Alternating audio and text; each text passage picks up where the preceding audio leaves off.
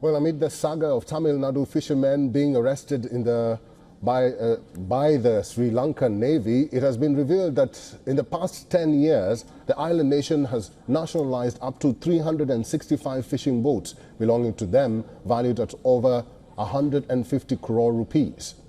RTI data received by the New Indian Express from the Consulate General of India in Jaffna states that the Lankan government seized 558 Indian fishing boats for violations from 2014 to August 2024. Out of these, the government has nationalized 365 boats. The publication says that while Sri Lanka released 193 boats, 21 of them are still stuck in the neighboring nation, as the legal and physical steps involved in bringing them back to India is turning out to be time-consuming and costly.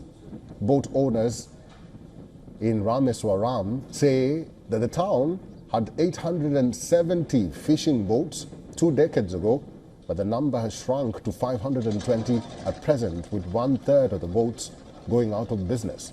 And for more on this, our principal correspondent Siddharth MP has sent us this report from Chennai.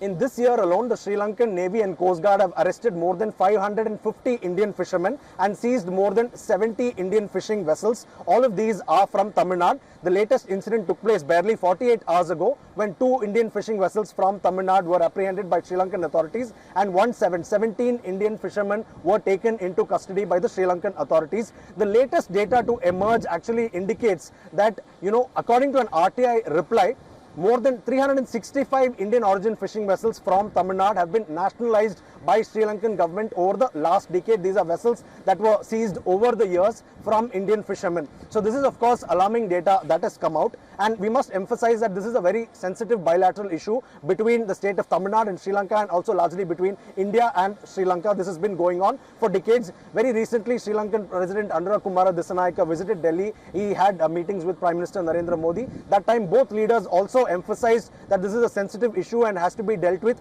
in a humane manner. To give broader context about this issue, Indian fishermen believe that they have traditional fishing rights in the waters across the international maritime boundary line, so they tend to go there, and they admit that the catch across the IMBL line is better. As far as Sri Lanka and their government goes, they believe that Indian fishing vessels are poaching there, they are illegally fishing there and performing trawling, which actually fishes out all of the marine wealth and affects the prospects and economic prospects of the Sri Lankan fishers and the local Tamil population there. So this is why this is a very sensitive issue between both nations. From Chennai, Siddharth MP, WION World is One. For all the latest news, download the WION app and subscribe to our YouTube channel.